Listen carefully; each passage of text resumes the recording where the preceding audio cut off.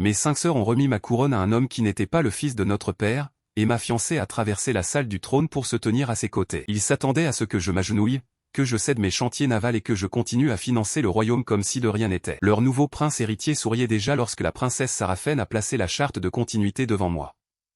Il ne me restait plus qu'à signer. Ce document transformerait leur trahison en loi. Il transférerait également mes ports, mes brevets et mes garanties privées à Lucie et Val, pupilles du palais. Ils appelèrent alors mon frère aîné. Céleste avait participé à la rédaction. Je pouvais voir ses annotations en marge, sous la main qui avait porté mon alliance pendant 7 ans. Ce qu'aucun d'eux ne comprenait, c'est que la couronne ne possédait pas le système, maintenant sa flotte en mer. Elle avait emprunté mon crédit, mes ingénieurs et mon silence. J'ai remarqué une légère trace d'eau sur le papier, une impression erronée dans la cire et une clause qui prouvait que ce plan avait commencé des mois avant cette nuit-là. J'ai regardé les 5 femmes qui m'avaient élevé, celle qui m'avait promis le mariage et l'homme assis sur ma chaise. Très bien, ai-je dit. J'ai alors repris le stylo qu'il pensait que j'utiliserais. Chapitre 1. Lucien était assis sous le faucon sculpté de mon père lorsque je suis entré dans la salle des couronnes. Ce fut le premier avertissement. Le siège n'était pas, de par la loi, le trône. Nul ne pouvait l'occuper tant que l'Assemblée n'avait pas désigné de successeur. Le petit fauteuil sous le faucon appartenait au prince héritier et, pendant 11 ans, il avait été le mien. Mes 5 sœurs se tenaient derrière, par ordre d'âge. Sarafen portait la chaîne en argent du conseil royal. Béatrice tenait le portefeuille du trésor contre sa robe bleue. Hélène portait l'écharpe blanche du bureau des traités. Marianne avait amené 3 rédacteurs de la Gazette royale. Isolde se tenait aux côtés du général Orin, chargé de superviser les achats d'armes royales. Elles ne s'étaient pas réunies en tant que sœurs. Ils s'étaient réunis en gouvernement. Céleste se tenait à droite de la salle. Elle ne me regarda pas lorsque je m'approchai. L'épingle à fiançailles en rubis que je lui avais offerte avait disparu de son collier. Les pairs, les amiraux, les juges et les délégués de la ville me regardèrent traverser la salle. Personne ne dit un mot. Mes bottes résonnèrent de façon anormale sur la pierre noire. Sarafen souleva un parchemin plié. « Prince Rowan, dit-elle, le Conseil royal a terminé son examen des registres de succession. » Je me suis arrêté à 3,65 mètres de Lucien. Il avait grandi au palais avec nous après la mort de son père, le chambellan du roi. Nous avions étudié la navigation ensemble, cassé la même fenêtre d'écurie et travaillé au même frigo pendant notre premier été en mer. Il savait exactement quelle chaise il occupait. Vous auriez pu m'inviter à la réunion, ai-je dit. Vos intérêts rendaient votre présence inappropriée. Mes intérêts sont l'objet de cette réunion. Sarafen garda son calme. Elle avait déjà gardé ce même visage serein quand j'avais 9 ans et qu'elle m'avait annoncé que le cortège funèbre de maman continuerait sans m'attendre. Elle appelait cela de la force. Cela signifiait généralement que la décision était déjà prise. Elle ouvrit le parchemin et lut une déclaration datée de la 3e année de la guerre maritime. Il y était stipulé que j'avais volontairement renoncé à mes droits de succession en échange du commandement sans restriction de la flotte du Nord et de la possession à vie des Remires. La déclaration portait mon nom, un sceau royal rouge et une signature qui ressemblait presque trait pour trait à la mienne. J'avais signé des centaines de bons de commande durant cet hiver-là. J'avais dormi dans des salles de cartes et mangé à côté de balances d'entrepôt. Je n'avais jamais renoncé à mon héritage.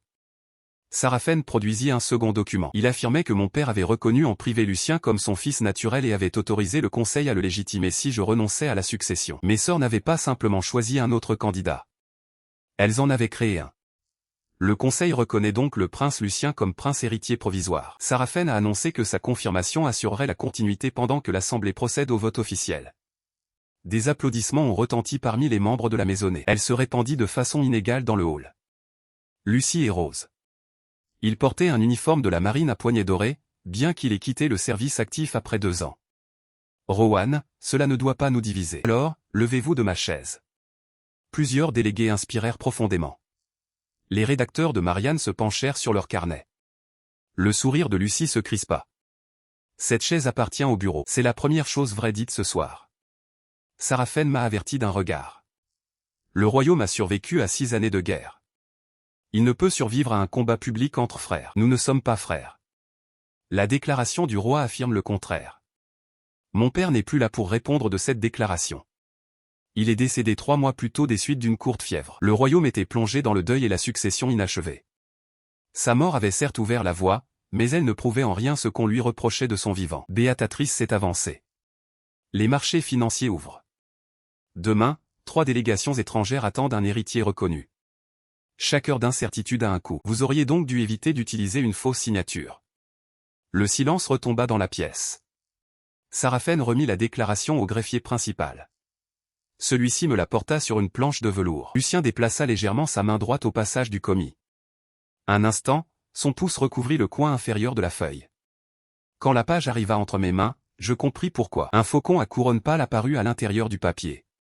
Chaque fois que le parchemin s'inclinait vers les lustres, j'avais aperçu le même filigrane sur les nouvelles factures des chantiers navals ce printemps-là. La papeterie Crown Paper Mill l'avait instaurée après la guerre pour lutter contre la fraude contractuelle. La déclaration était datée de 18 mois avant l'existence du filigrane. Je n'ai pas annoncé cette découverte.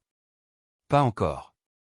J'ai plutôt examiné la signature. Mon nom se terminait par un long trait ascendant, mais j'avais utilisé une terminaison carrée courte sur tous les documents de guerre, afin que les signatures apposées à la hâte puissent être associées à mon insigne de commandement en laiton. Celui qui avait copié mon écriture de temps de paix l'ignorait. Je rendis l'échiquier. Sarafen parut soulagée. Elle a confondu patience et capitulation parce que je l'avais laissé faire cette erreur pendant la plus grande partie de ma vie. Céleste a finalement bougé. Elle franchit l'espace qui nous séparait et déposa mon épingle en rubis sur la table, à côté de la charte. On m'a annoncé la décision finale ce matin, dit-elle. Sa voix était assurée. Elle avait répété. Et vous? Demandai-je. Je ne peux contracter un mariage qui menace la continuité du royaume. Lucien m'a demandé de rester au service de la famille royale en tant que future épouse. J'ai accepté. Pas un mot sur nos 7 années ensemble. Pas un mot sur les hôpitaux côtiers que nous avions prévus ni sur la maison qu'elle avait choisie à Aramir. Elle parlait comme si passer d'un prince à l'autre revenait à modifier un plan de table. Lucien descendit de l'estrade et lui tendit la main. Elle la prit. Ça faisait plus mal que la chaise. Ça simplifiait aussi la vérité. Sarafen fit signe au greffier. Il m'apporta un troisième document, la charte de continuité. Ces clauses préliminaires me demandaient de reconnaître Lucien et de promettre une coopération publique. Les clauses suivantes transféraient la gestion des 3 chantiers navals d'Aramir à la couronne. J'ai accordé à la maison royale l'usage permanent de mes brevets de renforcement de coque et j'ai maintenu ma garantie personnelle sur une dette de guerre de 6 millions de couronnes. Une note, écrite de la main de Céleste, figurait à côté de la clause relative au chantier naval. L'autorité de vote temporaire devrait être transférée lors de la reconnaissance, sous réserve d'une consolidation ultérieure. Elle n'en avait pas eu connaissance ce matin-là. Elle avait participé à sa conception. Signé, dit doucement Béatatrice. Vos biens restent protégés si vous coopérez. Protégés de qui? Personne ne répondit. Je regardai Céleste. Avez-vous consulté l'annexe relative à la fiducie?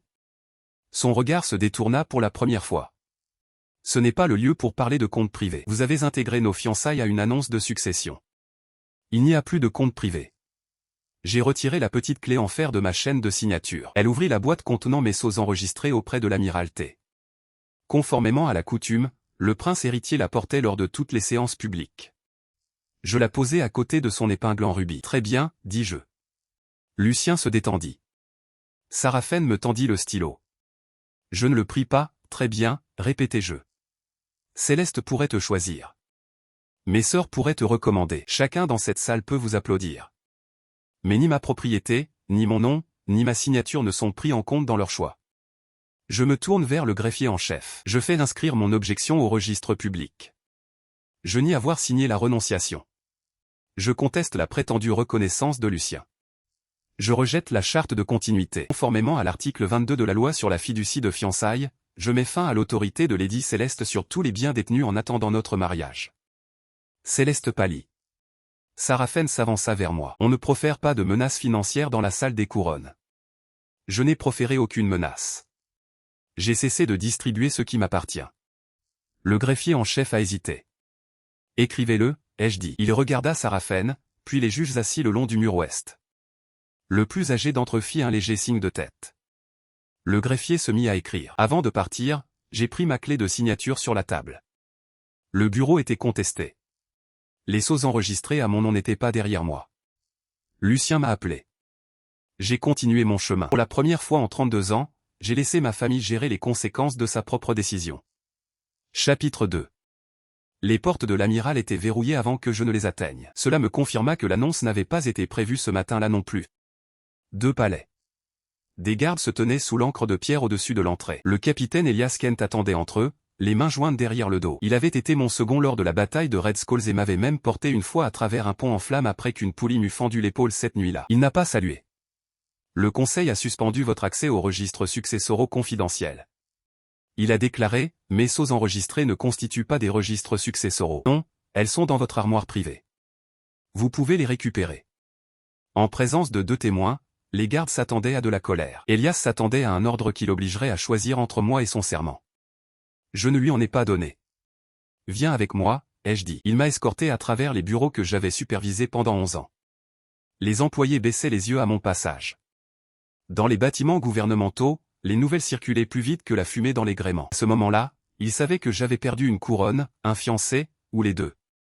Mon armoire contenait 4 sceaux, le jeton de commandement en laiton de la flotte du Nord et une pile de formulaires de certification vierge. J'ai compté chaque article sous le regard d'Elias et d'un archiviste. Puis j'ai signé le registre des retraits. Il me faut le planning des approvisionnements, ai-je dit. L'archiviste a jeté un coup d'œil à Elias. Ce n'est pas restreint, a déclaré Elias. Donnez-le lui. Le calendrier indiquait 18 contrats en vigueur pour des céréales, des toiles à voile, du bois, du fer, des médicaments et des salaires. 11 d'entre eux avaient été signés par la couronne. 7 d'entre elles étaient garanties par Héromir ou par moi-même, car le Trésor avait dépassé sa limite de crédit de temps de guerre. Ces 7 contrats avaient permis de maintenir les navires en mer pendant que Béatatrice reportait les impôts et que Sarafen promettait au Parlement que la guerre s'autofinancerait. J'ai noté leur date d'expiration. Vous allez les annuler, demanda Elias. Non, les marins n'ont pas choisi Lucien. Ses épaules se détendirent légèrement. J'honorerai toutes les livraisons déjà autorisées. J'ai poursuivi. Aucun renouvellement, extension ou remplacement de contrat ne peut utiliser ma garantie sans un nouvel accord écrit. Cela créera une interruption de garantie dans 6 semaines. Le Trésor a 6 semaines pour payer le gouvernement qu'il prétend contrôler. J'ai envoyé des mises en demeure identiques à l'Admiralty, au Trésor, à 3 banques et à tous les fournisseurs. Pas d'instructions secrètes, pas de retrait en catimini. Chaque lettre distinguait les obligations publiques existantes des futurs soutiens privés. Ensuite, je me suis rendu à la guilde des ingénieurs. Le maître Horus Bell avait dirigé l'équipe qui a mis au point mon système de renfort de coque à emboîtement. Ce système permettait à un frigo de survivre à des dommages qui auraient brisé en deux les navires plus anciens. Mon père avait financé les premiers prototypes. Héromir avait financé les 2e et 3e versions, qui n'avaient pas abouti. Horus et 12 ingénieurs avaient apporté des améliorations reconnues. La charte de continuité de Lucien considérait tout cela comme propriété royale. Horus lut mon exemplaire 2 fois. Ont-ils consulté la guilde? Non. Vous ont-ils consulté? Ils m'ont tendu un stylo, grognatait-il. Ce n'est pas la même procédure. Nous avons placé les recueils de brevets originaux dans le coffre-fort de la guilde. Je n'ai pas supprimé l'accès de la couronne au plan déjà sous licence pour les navires en service. J'ai suspendu la certification de 6 nouvelles coques qui n'avaient pas été payées ni légalement commandées. Minuit, j'avais récupéré mes sceaux, séparé mes garanties, protégé les dossiers de brevets et demandé des copies certifiées conformes des 3 documents lus dans le hall. Je suis rentré à ma maison de ville, m'attendant au silence. Céleste m'attendait à la bibliothèque. Elle avait gardé une clé car la maison devait être fermée plusieurs heures après le mariage. 2 domestiques se tenaient près de la porte, incertains de savoir si elle était encore là. « Maîtresse de maison, veuillez nous laisser », leur dit-elle. « Ils travaillent pour moi. » Je leur ai dit qu'ils pouvaient décider s'ils préféraient rester. Ils sont tous deux restés. Céleste prit une lente inspiration. Faut-il vraiment transformer chaque phrase en compétition? Vous avez changé de fiancé devant le gouvernement national. Une phrase claire serait utile. La décision avait été prise avant mon entrée dans la salle. Si j'avais refusé Lucien, le conseil l'aurait quand même nommé. Cela explique sa position. Cela n'explique pas la vôtre. Elle s'approcha du bureau. J'ai passé 7 ans à me préparer à servir aux côtés du prochain roi. J'ai tissé des liens avec des ambassadeurs, étudié le droit fiscal et renoncé à des offres qui m'auraient permis d'avoir un foyer indépendant. J'ai alors appris que vous aviez renoncé à vos droits successoraux il y a des années. Vous avez vu cette déclaration avant ce soir. Son silence fut bref, mais suffisant. J'en ai vu un résumé. Vous avez pris des notes sur la charte de continuité parce que Sarafen m'a demandé de protéger votre position. J'ai presque admiré votre réponse. Elle avait proposé de me retirer mes droits de vote et avait qualifié cela de protection. Vous avez suggéré un transfert immédiat des actions du chantier naval. Un transfert temporaire. Vous auriez conservé vos revenus. Les revenus provenant de biens que je ne pouvais plus contrôler. Vous conserveriez vos titres de duc d'Héromir et de grand amiral. Lucien est disposé à garantir ces 2 titres à vie. Voilà l'offre qu'il pensait capable de me remettre dans le droit chemin. Je pouvais conserver les symboles extérieurs si je renonçais à l'autorité qui en découlait. Lucien ne peut garantir un titre qu'il ne détient pas légitimement. J'ai dit que le Conseil le reconnaît. L'Assemblée, elle, ne l'a pas fait. L'Assemblée suivra le Conseil, sauf si vous provoquez une crise. Elle ouvrit son étui en cuir et en sortit un exemplaire privé de la charte. Un fin ruban bleu marquait la page de signature, signé avant l'ouverture des marchés. Elle a déclaré que le Conseil qualifierait la cérémonie de ce soir de passation de pouvoir digne. Vous pouvez protéger la flotte, les domaines et vos sœurs. Vous pouvez me protéger. Tu as accepté la proposition d'un autre. J'ai accepté une obligation et tu veux que je la finance? Pour la première fois, l'irritation perça sa discipline. Veux-tu que tout ce que nous avons construit devienne vain à cause de l'orgueil? J'ai ouvert le tiroir du bas de mon bureau et j'en ai sorti notre acte de fiançailles. Elle l'avait signé à mes côtés 7 ans plus tôt. Article 9 lui conférait un pouvoir de vote temporaire sur 12% des chantiers navals de Haramir pendant que nous nous préparions à fusionner nos ménages. L'article 22 stipulait que l'acceptation publique d'une autre demande en mariage par l'une ou l'autre des parties entraînait la perte automatique de tous les droits non acquis. Je lui ai tendu le document. Notre travail n'est pas devenu inutile. J'ai dit qu'il était terminé. L'accord peut être modifié par les deux parties. Je ne le modifierai pas, Rowan. Tu as choisi le poste que tu souhaitais. Ne récupérez pas non plus les biens appartenant à l'homme que vous avez quitté. J'ai demandé au domestique principal de dresser l'inventaire de tous les objets que Céleste avait apportés à la maison et j'ai organisé leur livraison au domicile de son père. Elle me fixait comme si je l'avais mise à la porte. Tu allais gâcher 7 ans de ta vie en une seule nuit. Non, tu as pris ta décision avant ce soir. Je refuse tout simplement de passer une autre année à faire comme si vous ne l'aviez pas fait. Elle prit la charte d'une main tremblante. Arrivée à la porte, elle se retourna. Les banques paniqueront et que les employés de la flotte ne pourront pas payer leurs employés, tout le monde saura que c'est de votre faute. Les avis de paiement garantissent le versement de tous les salaires en cours. Personne ne lira ces avis. Ils liront la Gazette. Ce n'était pas un avertissement. Cela faisait partie du plan. À l'aube, le titre, Marianne, s'affichait dans toute la capitale. Un prince déchu menace sa flotte après sa succession légitime. L'article affirmait ensuite que, sous l'effet de la jalousie, j'avais retiré tout soutien militaire. J'ai placé mon planning d'approvisionnement à côté du document. Ils étaient passés de la confiscation de mon héritage à me reprocher le coût de mon refus de financer le vol. J'ai envoyé le programme à tous les rédacteurs en chef des villes qui n'étaient pas sous le contrôle de ma sœur. Puis je me suis préparé à rendre le différend impossible à étouffer au sein de la famille. Chapitre 3. La cour de succession se réunissait dans une salle circulaire dépourvue de tout symbole royal. Cette absence était significative. Sarafen pouvait ainsi commander à une salle remplie de fonctionnaires de la maison royale. Ne pouvait donner d'ordre aux juges dont les fonctions étaient antérieures à notre dynastie. J'ai déposé 3 requêtes à 9 heures du matin. La première contestait l'authenticité de ma prétendue renonciation. La seconde a demandé une ordonnance temporaire empêchant Lucien de prêter serment dans l'armée nationale. La troisième disposition interdisait tout transfert de propriété d'Éromir jusqu'à ce que la question de la propriété puisse être tranchée. Sarafen arriva avant midi avec 6 avocats royaux et une requête scellée visant à destituer les 3. Lucien était absent. Les princes héritiers provisoires comparaissaient rarement aux audiences préliminaires. Leurs avocats invoquaient la dignité. Je pensais que la distance facilitait le mensonge. La juge en chef Amaravin alluma requête en silence.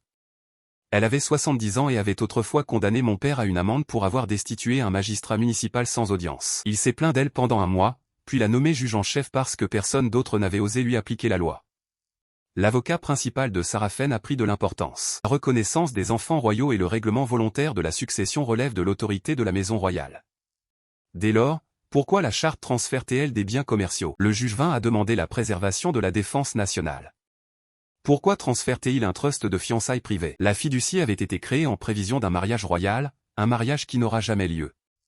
L'avocat se tourna vers Sarafen. J'ai déposé la charte de continuité certifiée sur la table des pièces à conviction. Le Conseil ne peut qualifier cela de décision familiale privée lorsqu'il s'immisce dans les affaires des banques, des chantiers navals, des brevets, des douanes et du commandement militaire. Sarafen se leva. Mon frère invite des juges à décider qui gouvernera le royaume. Non, ai-je dit, je demande aux juges de déterminer si ma signature est bien la mienne, et s'ils statuent contre vous, j'accepterai une décision légale. Cette réponse la perturba davantage que la défiance. Elle s'attendait à ce que je fasse cette affirmation. Berthe m'a placé au-dessus de tout contrôle. J'ai donc inscrit ma demande dans un processus qui m'engagerait également. Les juges ont examiné la renonciation. Je n'ai pas immédiatement mentionné le filigrane.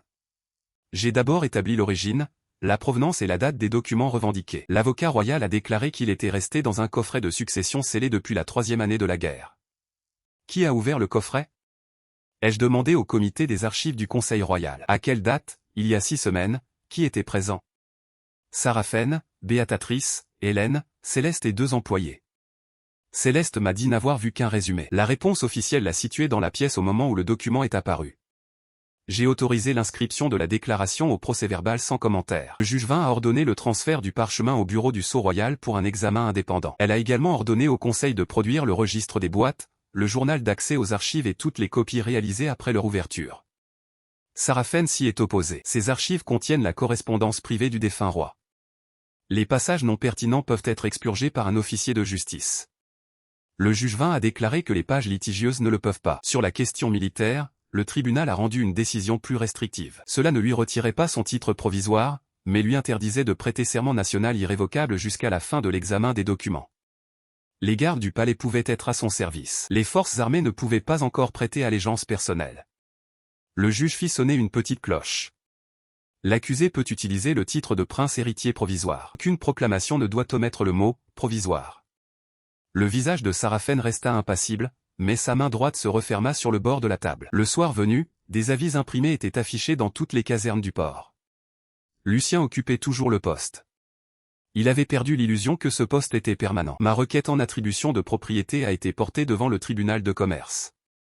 L'acceptation publique de Lucien par Céleste a eu un effet immédiat, l'acte de fiducie prénuptiale a été enregistré. Le langage était clair et 300 invités avaient été témoins de son choix. Le tribunal a rétabli ma participation de 12% dans Aramir Naval Works et a suspendu toutes les instructions qu'elle avait émises au titre de la fiducie au cours du mois précédent. Une de ces instructions autorisait l'examen de dossiers de brevets confidentiels par le Bureau royal des traités. Céleste avait consulté mes dossiers d'ingénierie avant de prétendre savoir que nos fiançailles étaient terminées.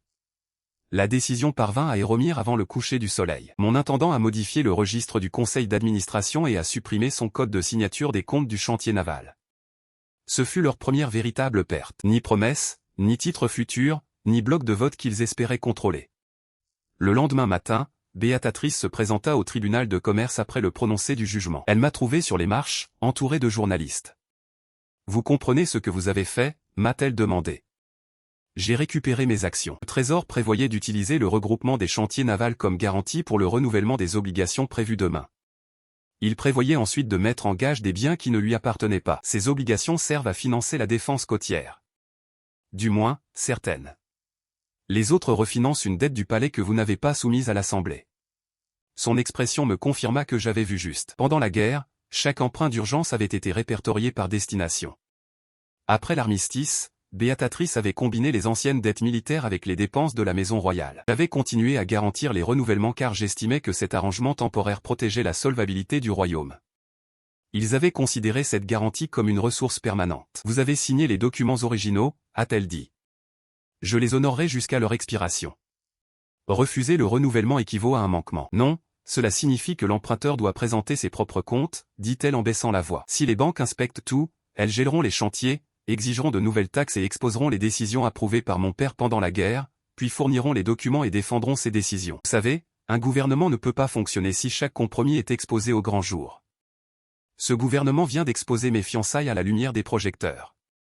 Les journalistes se sont approchés. Béatatrice les remarqua et recula.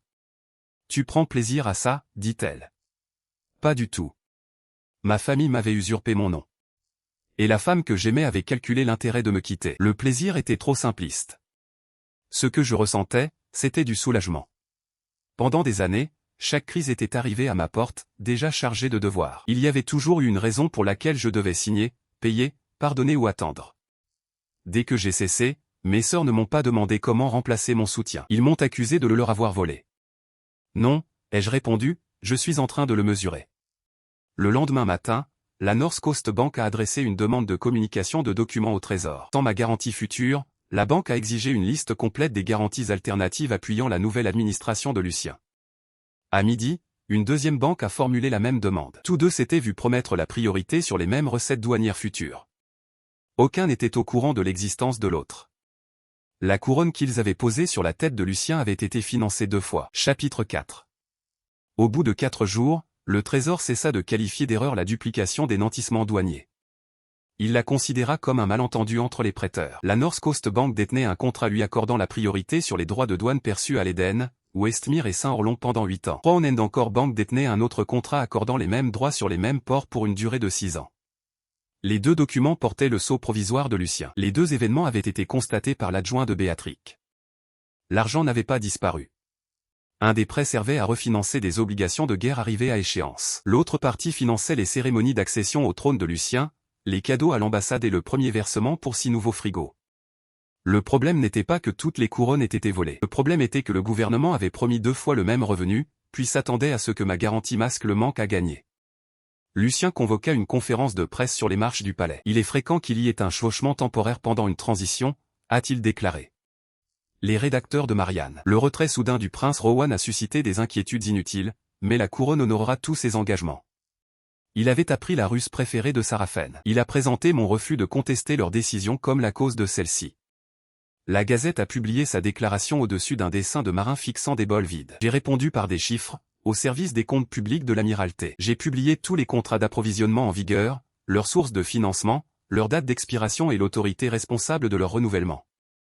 Je n'ai inclus aucun itinéraire ni aucune quantité confidentielle. J'ai inclus suffisamment d'éléments pour que tout commerçant, marin ou législateur puisse constater que le financement des denrées alimentaires et des salaires était maintenu pendant 6 semaines. Puis j'ai ajouté une deuxième liste. Il montrait que les rénovations du palais, les uniformes de cérémonie, les banquets diplomatiques et les voyages royaux privés étaient imputés au même fonds de dette que la défense côtière. Béatrice a exigé que le service comptable retire le document. Le contrôleur en chef, Gideon Shaw, a refusé. Les éléments ont été comptabilisés comme passifs militaires. Il a indiqué que si le Trésor les considère désormais comme des entités privées, il pourrait modifier la classification et identifier un autre payeur. Béatrice ne pouvait pas retirer la liste sans admettre que les classifications étaient fausses. Elle ne pouvait pas la laisser en l'état sans montrer au public où était passé l'argent. Pendant 3 jours, marchands et familles se pressèrent dans la salle des comptes. Les marins constatèrent que leur contrat de rationnement était assuré. Les contribuables ont découvert que le toit d'une salle de bal d'un palais avait été refinancé au titre des dégâts causés par une tempête à un entrepôt de la marine. Marianne m'a accusé d'avoir divulgué des dépenses publiques confidentielles. Je lui ai demandé quel ennemi attendait de connaître le prix des lustres importés. La réponse a été publiée dans 6 journaux indépendants. Lucie m'a alors convoqué à la bibliothèque du palais. Il se tenait près de la collection de cartes de navigation de son père, arborant l'écharpe d'argent du prince provisoire. Aucun commis n'était présent. 2 gardes restaient postés devant la porte ouverte. Vous avez toujours souhaité que les comptes soient irréprochables, dit-il. Je peux vous en donner le pouvoir. Il déposa un ordre de nomination sur la table. Elle m'a nommé grand amiral à vie et m'a confié la supervision de la réforme militaire. En échange, j'ai demandé la reconnaissance publique de la succession, le renouvellement de la garantie de cautionnement pour 12 mois et l'autorisation de brevet pour les 6 frégates. Vous avez promis à 2 banques les mêmes recettes douanières. Le bureau de Béatrix s'est chargé des documents. Votre sceau figure sur les 2. On m'avait assuré que le premier serait retiré avant l'entrée en vigueur du second. Était-ce le cas? Il s'est détourné. Les transitions exigent de la flexibilité. Autrement dit, non. Lucien posa les 2 mains sur la table à cartes de son père. Crois-tu qu'il aurait voulu ça? Un audit public de chaque décision prise pendant la guerre. Nos créanciers qui rôdent autour du palais. Nos ennemis lisent que les enfants royaux ne sont pas d'accord. Mon père m'a appris à ne jamais me fier à une carte que je savais fausse. Mon père te traitait comme son seul enfant. La colère dans sa voix était plus ancienne que la déclaration falsifiée. Il vous a donné la flotte. Éromir, une graine de sagesse. Céleste, j'ai passé ma vie assez près pour tout voir, mais trop loin pour y toucher. Alors tu as décidé que la proximité était synonyme de propriété. J'ai décidé que le talent primait sur la naissance. Alors, soumettez vos compétences à un vote honnête. Il a ri une fois. L'honnêteté, ça vous va. La loi commence par votre nom en haut. La loi me permet aussi de contester ce nom. C'est fait. Je reporte l'ordre de nomination. Vous ne me voulez pas comme grand amiral. Vous voulez ma signature sous votre titre. Vous reviendrez quand la flotte aura besoin de vous. La flotte me tient. Vous, non. En partant, j'ai croisé Céleste dans le couloir ouest. Elle portait un porte-document portant le sceau du bureau des traités. La délégation du Nord a reporté son audience. Elle a déclaré qu'il ne signerait pas d'accord d'achat de navires tant que les brevets ne seraient pas contestés. C'est une décision commerciale judicieuse. 3 ans de négociations peuvent s'avérer vains. Vous auriez dû vérifier à qui appartenait le dessin avant de le proposer. Sa mâchoire se crispa. Le dessin a été conçu pendant son service auprès de la famille royale. L'audience de la guilde déterminera en partie le reste. Horus Bell doit son atelier à des fonds royaux. Il faudra alors présenter les justificatifs de financement. Vous savez à quoi vous attendre. Oui. Vous avez promis à des acheteurs étrangers quelque chose que vous ne maîtrisiez pas.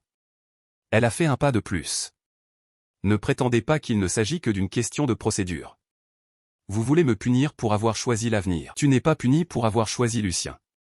Tu perds simplement l'accès à moi. Pendant 7 ans, Céleste avait su où je conservais tous les documents utiles, quel fonctionnaire répondait à mon appel et quel commerçant croyait en ma parole. Elle pensait que rompre nos fiançailles modifiait notre relation publique tout en préservant son propre parcours, mené en secret. Je suis passé à autre chose. Cet après-midi-là, la délégation du Nord a demandé une rencontre directe avec la guilde des ingénieurs. Ils ne m'ont pas apporté leur soutien. Ils ont protégé leurs propres intérêts. Cette distinction était importante. La guilde a programmé l'audience publique pour le lundi suivant. Sarafen répondit par un décret royal déclarant que toute invention militaire produite pendant la guerre était la propriété présumée de la couronne. C'était sa première tentative de s'emparer par l'autorité de ce que j'avais refusé de céder par signature. Chapitre 5. La guilde des ingénieurs se réunit dans une ancienne fonderie de canons où chaque mur portait les stigmates du travail. Sarafen envoya le procureur général. Lucie et le parfum sont vendus, ainsi que 3 architectes navals qui avaient récemment rejoint son équipe. Céleste était assise avec la délégation étrangère. Je me suis présenté avec Horus Bell et 11 ingénieurs dont les noms figuraient à l'intérieur des livres de brevets litigieux. L'argument de la couronne paraissait simple, mon père avait financé des recherches pendant la guerre. J'en avais assuré la direction alors que j'étais prince héritier et amiral. Par conséquent, tous les projets qui en résultaient appartenaient à la couronne. Si cette revendication aboutissait, Sarafen pourrait s'approprier non seulement l'entretoise imbriquée, mais aussi tous les outils, procédés et améliorations produits à Aramir pendant les 6 années de guerre. Je n'ai pas défendu l'extrême opposé. J'ai reconnu l'existence de l'argent du gouvernement. Nous avons soumis les ordres de crédits initiaux pour le premier prototype et la licence permanente de la couronne pour chaque navire déjà construit à partir de ce modèle. Horus ouvrit alors le registre des défaillances. Le deuxième prototype s'était fendu lors des essais de pression. Éromir prit en charge le coût du bois de remplacement et indemnisa les ouvriers blessés. La troisième, trop lourde, fut abandonnée. Mes héritiers en assurèrent le coût. La quatrième comprenait 6 améliorations distinctes, enregistrées auprès des ingénieurs de la guilde. La cinquième fut la dernière paire développée après la clôture de l'appropriation royale initiale. La couronne est propriétaire de ce qu'elle a acheté. Je l'ai dit au maître de guilde. Elle ne possède pas toutes les pensées ultérieures de chaque personne ayant jadis accepté une pièce royale. Elle est vendue penchée vers la table d'audience. Le royaume était en guerre. Ses ingénieurs travaillaient parce que des marins mouraient. Horus l'affrontait. C'est pourquoi nous avons autorisé la flotte à naviguer sans but lucratif pendant toute la durée des hostilités. La guerre s'est terminée il y a 19 mois. La défense nationale n'était pas terminée. Notre droit à la rémunération non plus. Le procureur général a produit le nouveau décret de Sarafen. Le maître de guilde Pell l'a lu lentement. Ce décret a été émis 4 jours après le début du litige relatif à la propriété. Il clarifie l'autorité royale existante. Le procureur général a déclaré qu'une clarification ne modifie pas la date d'un brevet. Céleste a demandé l'autorisation de s'exprimer au nom de l'Office des traités. Elle a décrit l'accord du Nord, les emplois qu'il créerait et les conséquences diplomatiques d'un retard dans la livraison des scies frigorifiques. Elle était convaincante.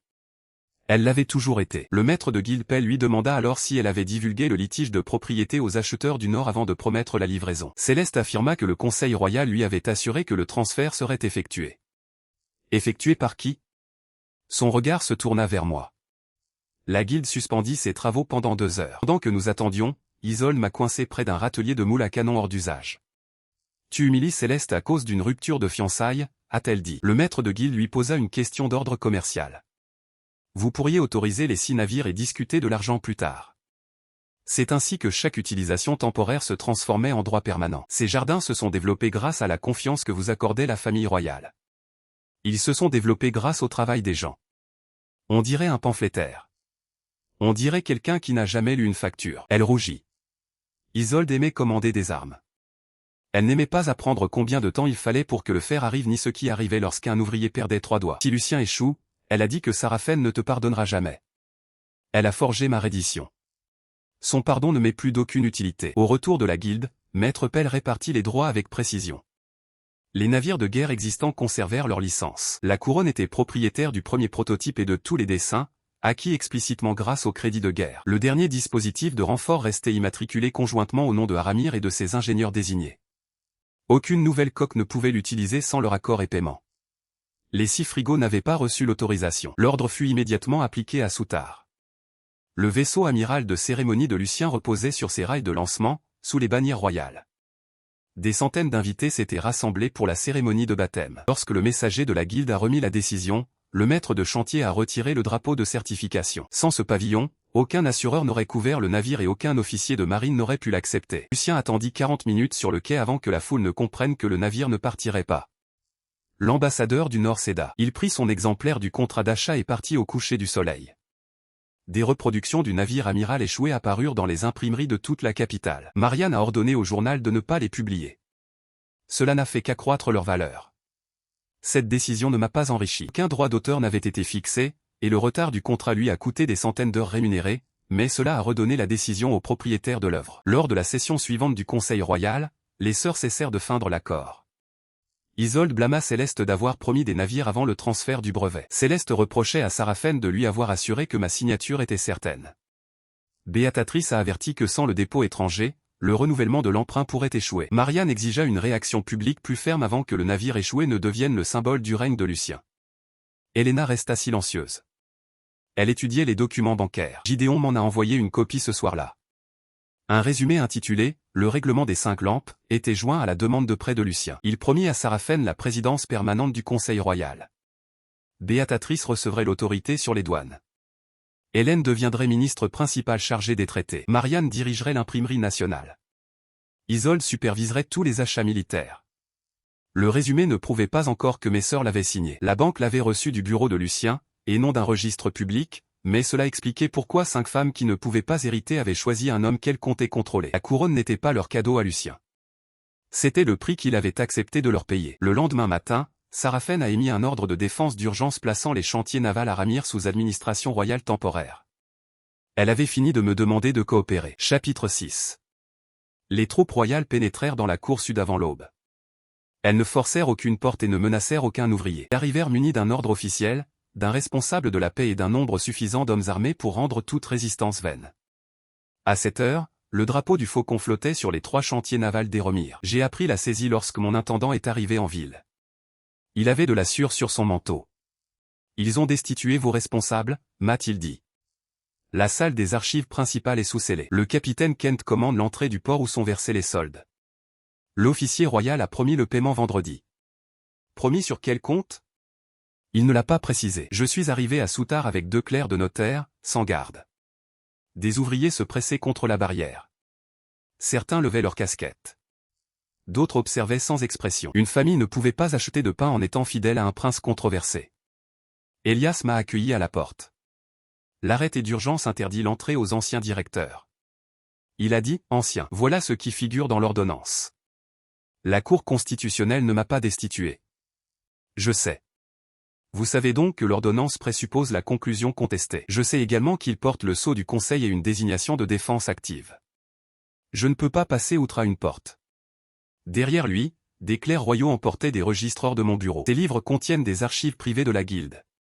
J'ai dit qu'ils étaient mis sous scellé, pas détruits. Sous l'inventaire de qui? Le mien. J'ai regardé l'homme qui m'avait jadis suivi à travers la fumée des canons. Votre inventaire permettra-t-il d'identifier chaque livre et chaque personne qui le touche? Oui. Voulez-vous en remettre une copie au tribunal de la charte? Il hésita. Si le tribunal l'ordonne, je me la procurerai. Elias baissa la voix. Ne me demandez pas d'ouvrir cette porte. J'aurais pu lui rappeler qui l'avait promu. J'aurais pu faire appel aux anciens combattants présents et transformer un différend juridique en confrontation militaire. Saraphène aurait même pu souhaiter qu'une seule image de mes hommes bousculant les gardes royaux justifie toutes les accusations publiées par Marian. Je ne pose pas la question, ai-je répondu. Je lui ai remis un avis écrit indiquant que je ne consentais pas à la saisie et que je tenais la couronne responsable des salaires, des matériaux, de la sécurité et des pénalités contractuelles à compter de ce moment. Il signa le reçu. Les portes restèrent fermées à midi. Le journal annonça que Lucien avait sauvé 2000 emplois de mon blocus politique. L'imprimerie affichait un dessin le représentant serrant la main des armateurs sous le nouveau drapeau. Plusieurs ouvriers l'ont même acclamé. Le responsable de la paix royale avait promis des primes et une intervention immédiate sur les 6 frégates. Le peuple aspirait à la certitude plus qu'à la compréhension du droit des brevets. Cet après-midi-là, Lord Cao et Lady Reine ont retiré leur soutien à ma demande de succession. Tous deux détenaient des actions dans des entreprises fournissant les chantiers navals. Ils ont affirmé qu'un différend prolongé mettait en péril la défense nationale et l'épargne privée. La North Coast Bank a suspendu l'octroi du crédit d'exploitation ordinaire à Aramir jusqu'à ce que le tribunal clarifie qui contrôlait l'entreprise. Les marchands de bois ont suspendu leur livraison plutôt que de risquer d'envoyer la marchandise aux mauvais acheteurs. Pour la première fois depuis le Hall of Crown, je n'ai pas eu de réponse immédiate. Saraphène est venue dans la cour ce soir-là. Elle est restée à l'intérieur du portail tandis que je me tenais à l'extérieur. Les artistes de Maran étaient placés de manière à pouvoir nous dessiner dans les pétitions. Sarafen a dit, reconnaissez Lucien et l'ordre expire ce soir. Dans ce cas, la saisie est une coercition, non une mesure de légitime défense. C'est une question de continuité. La flotte ne peut pas dépendre de vos humeurs. La flotte actuelle possède toutes les licences et tous les contrats d'approvisionnement nécessaires. La flotte future, quant à elle, ne paie pas les brevets et passe des commandes légales. Son visage se durcit. Vous factureriez votre propre royaume pendant que les puissances étrangères reconstruisent. Les ouvriers perçoivent leur salaire. Les marchands de fer facturent le fer. Pourquoi les ingénieurs devraient-ils être les seuls à prouver leur loyauté en cédant leur part? Parce que vous êtes un prince. Selon vous, je ne le suis pas. Ces mots parvinrent aux oreilles des ouvriers qui observaient la scène. Quelques-uns rirent avant que les officiers royaux ne les fassent taire. Sarafen s'approcha des barreaux. Vous croyez vraiment qu'un juge vous couronnera après que vous ayez mis dans l'embarras toutes les institutions censées vous soutenir? Je pense que les institutions devraient pouvoir survivre à l'humiliation. Mon père savait quand la vérité devait attendre. Ce n'est pas lui qui me demande de signer un mensonge. Elle se détourna. J'ai vu les fenêtres de mon bureau briller à la nuit tombée pendant que d'autres consultaient mes dossiers.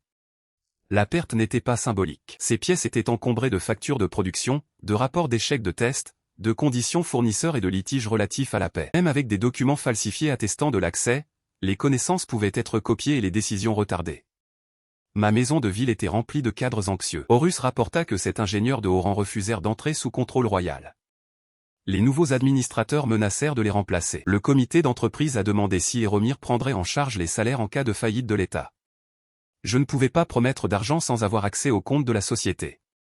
C'était le piège. Si je payais, Sarafen utiliserait mon argent tout en conservant mes jardins. Si je refusais, les ouvriers m'en tiendraient responsable. J'ai donc donné une réponse plus nuancée au conseil municipal. Je financerai une réserve alimentaire d'urgence pour les travailleurs qui n'ont pas été payés. Je ne paierai pas les salaires de l'État tant qu'il contrôlera la production. Cela n'a pas suffi à apaiser tout le monde. Vendredi, les salaires sont arrivés avec 3 heures de retard. Le Trésor public les a versés grâce à une avance à court terme de la Crown Encore Bank, garantie par les revenus prévus des frigorifiques inachevés. Les navires qui ne pouvaient légalement être mis à l'eau servaient désormais de garantie pour les salaires ayant servi à leur construction. Lucien s'était assuré une semaine d'applaudissements en aggravant le problème. Il avait néanmoins les chantiers, le drapeau, les ouvriers et le journal officiel.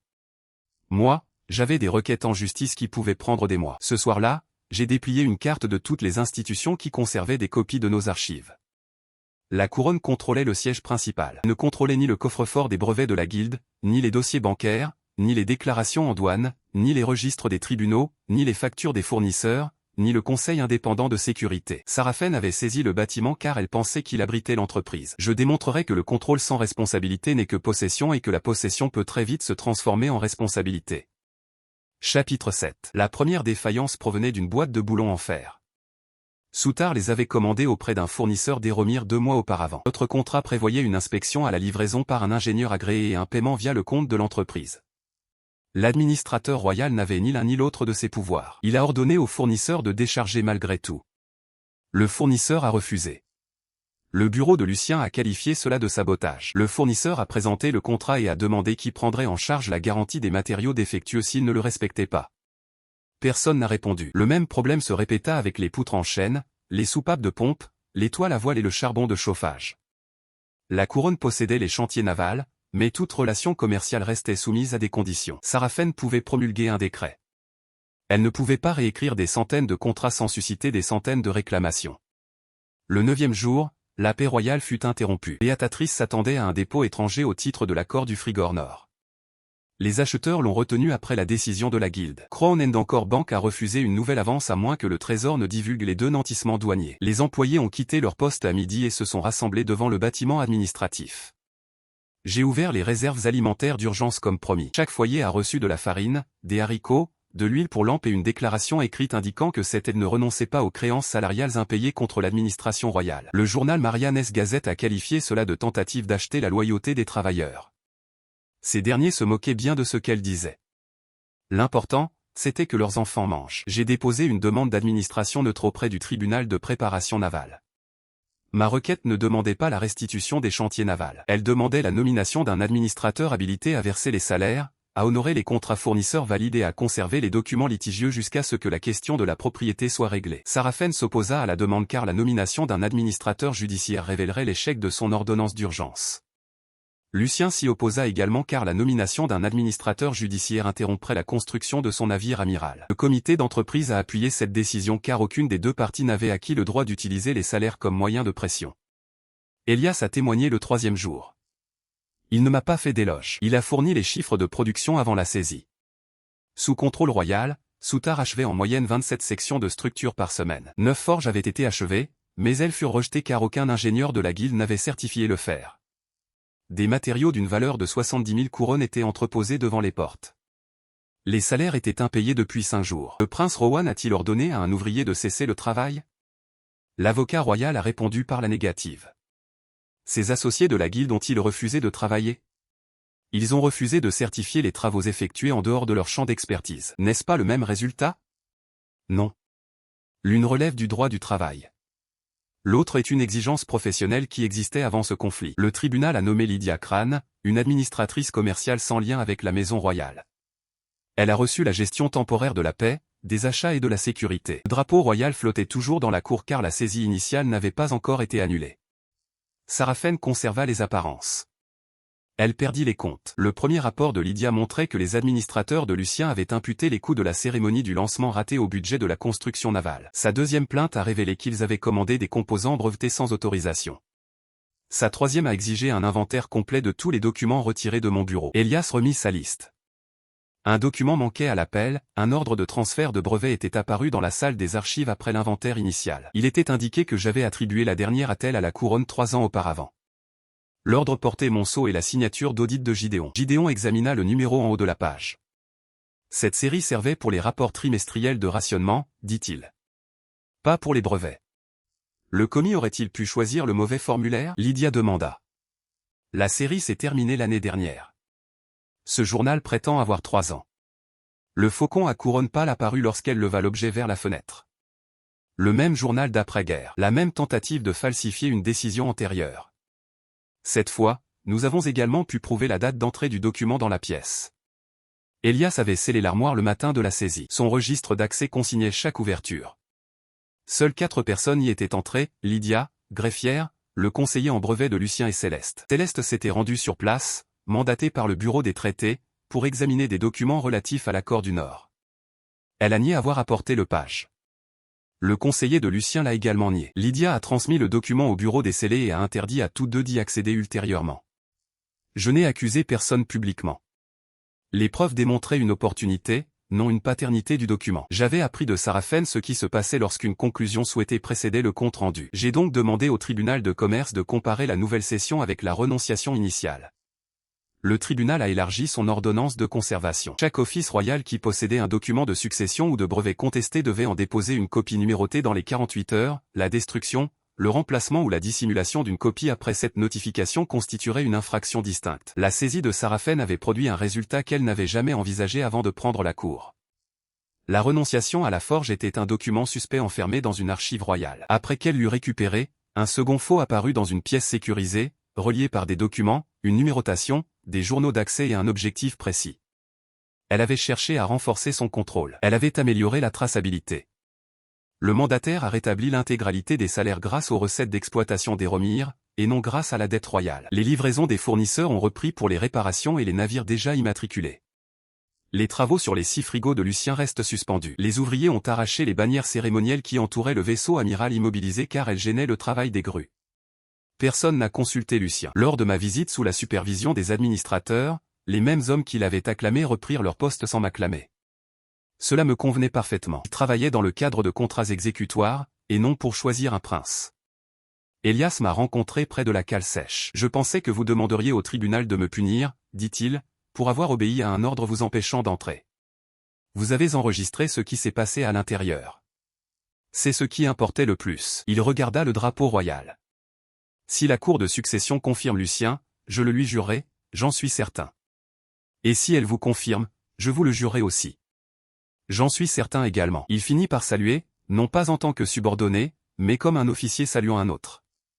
Le soir même, le bureau du sceau royal informa le tribunal que son premier examen était terminé. La cire apposée sur mon acte de renonciation présumé provenait de la formule royale exacte. Le sceau qu'il a scellé n'existait pas à la date inscrite en haut de la page. Chapitre 8. Maître Mavart apporta 3 boîtes en acier à la cour de succession. Elle ouvrit la première et découvrit la matrice de l'ancien sceau royal. Son faucon était tourné vers la gauche et la couronne au-dessus comportait 5 pointes étroites. Elle ouvrit la seconde boîte. Le nouveau faucon était tourné vers l'avant, avec une couronne à 6 pointes adoptée après l'armistice. Le sceau apposé sur ma renonciation correspondait à la seconde matrice. Quand est-elle entrée en vigueur, demanda le juge 20. Le 5 avril de l'année dernière, répondit Mav. Quelle est la date figurant sur la déclaration contestée? Le 12 octobre, soit 3 ans auparavant. L'avocat de Sarafine a répété l'explication de Lucien selon laquelle la page était une copie certifiée conforme ultérieure d'une décision antérieure. Il se peut qu'il ait ouvert la troisième boîte. Il contenait des registres recensant toutes les copies certifiées conformes réalisées avec le nouveau sceau.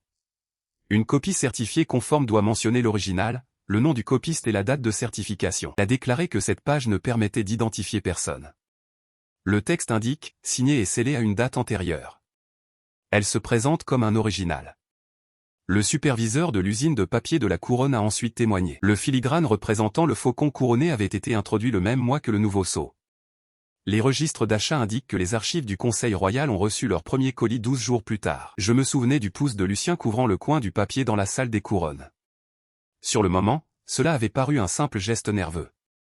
À présent, la raison était consignée. Le tribunal n'a pas encore révélé l'identité de la personne qui a créé la page. Il a statué que le document n'avait pas pu être signé à la date indiquée et ne pouvait donc pas prouver ma renonciation. Le titre provisoire de Lucien a été maintenu car la reconnaissance présumée par le père nécessitait un examen séparé, mais la structure juridique sous-jacente à lui a perdu son premier appui. À l'extérieur du tribunal, la place était envahie par une foule immense.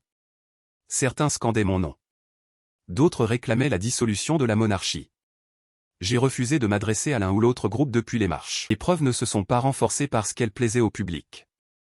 Céleste a demandé une réunion privée dans une salle de conférence utilisée par les avocats. J'ai accepté à condition qu'un employé enregistre notre présence, mais pas notre conversation. Elle a posé sa carte de membre du bureau des traités sur la table. Sarafine m'a suspendu. Elle prétend que mon accès à la salle des brevets a donné l'apparence d'une faute professionnelle. C'est le cas. Je n'ai pas déposé cet ordre de transfert dans le cabinet. L'examen d'accès pourrait alors vous autoriser. Vous savez que je ne falsifierai jamais votre signature. Il y a 7 semaines, j'aurais dit que je savais plusieurs choses. Elle a compris cela sans détourner le regard. J'ai examiné la charte de continuité. Je les ai conseillés sur le transfert de fiducie.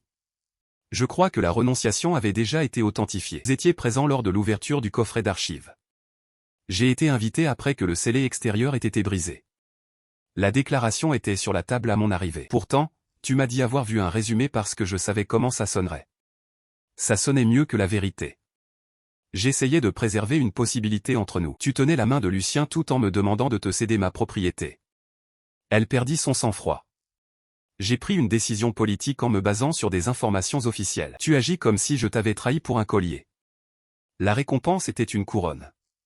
Cela n'en fait pas moins un choix. Elle a ouvert son portfolio et m'a montré un brouillon annoté à côté des clauses de succession. Sarafine avait écrit que mon consentement public volontaire était essentiel car un litige concernant Aramir pourrait durer des années. Elle a toujours su que le conseil municipal ne pouvait pas transférer votre propriété seule, a déclaré Céleste. Je le savais grâce à la charte qu'ils m'ont remise. Cela prouve qu'ils s'attendaient à votre signature, et non qu'ils comptaient la falsifier. Pourquoi me la montrer? Car Sarafine compte rejeter la faute sur le père défunt de Lucien et les archivistes. Elle dira que la famille a agi de bonne foi. Et vous, que comptez-vous dire? J'ai agi sur la base des assurances du conseil. Elle ne faisait pas d'aveu. Elle choisissait la partie la plus sûre et la plus véridique de son comportement. J'ai demandé si le projet annoté figurait dans les archives officielles du bureau des traités. Elle a répondu par l'affirmative et m'a conseillé de le soumettre au tribunal. Dans ce cas, Lucien mettra fin à notre collaboration. Vous l'avez choisi parce qu'il était prince héritier. Si vous croyez qu'il est toujours légitime, soutenez-le. Et si je n'y crois plus, alors dites la vérité, car c'est la vérité, et non parce que vous souhaitez un autre arrangement avec moi. Elle est partie avec le brouillon. 2 jours plus tard, le bureau des traités a déposé la requête en réponse à l'ordonnance de conservation. Céleste avait choisi de se protéger contre une accusation de dissimulation. Ces résultats ont néanmoins conforté ma cause, mais je n'ai pas confondu utilité et loyauté. La reconnaissance présumée de Lucien fit alors l'objet d'un examen approfondi. Contrairement à ma renonciation, elle utilisait du papier et de la cire disponible à la date indiquée. Son défaut était moins évident. Il était affirmé que le père l'avait signé au château d'Oriane le 14 juin, durant la dernière année de la guerre. Les témoins ont cité le père de Lucien et un aumônier du palais, aujourd'hui retraité. Le registre des déplacements royaux indiquait que le père se trouvait au château de Doran cette semaine-là. Pour la première fois, l'un de leurs documents clés semblait réalisable. Lucien quitta le tribunal en souriant. Sarafen déclara au journal local qu'une erreur de transcription n'avait pas effacé le sang de son père.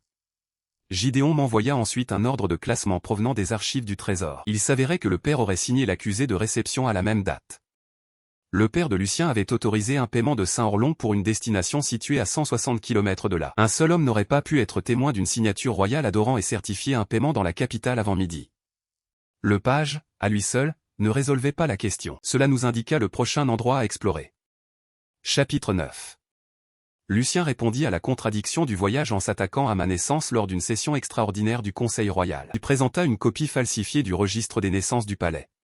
Une ligne à côté de mon nom indiquait que le médecin traitant n'avait pas vérifié la paternité royale. Lucien exigea que le tribunal des successions examine les deux prétentions selon les mêmes critères. La Gazette de Marianne publia l'accusation avant même qu'elle ne soit reçue par le tribunal. Pendant 2 jours, la capitale a débattu de la légitimité des enfants du défunt roi. Les banques étrangères ont retardé leur paiement. Les gouverneurs de province se sont interrogés sur le sceau auquel ils devaient se soumettre. Le préjudice était réel, même si la plainte a été rejetée. Sarafen s'attendait à ce que je porte atteinte à ma dignité et que je paraisse craindre un examen approfondi.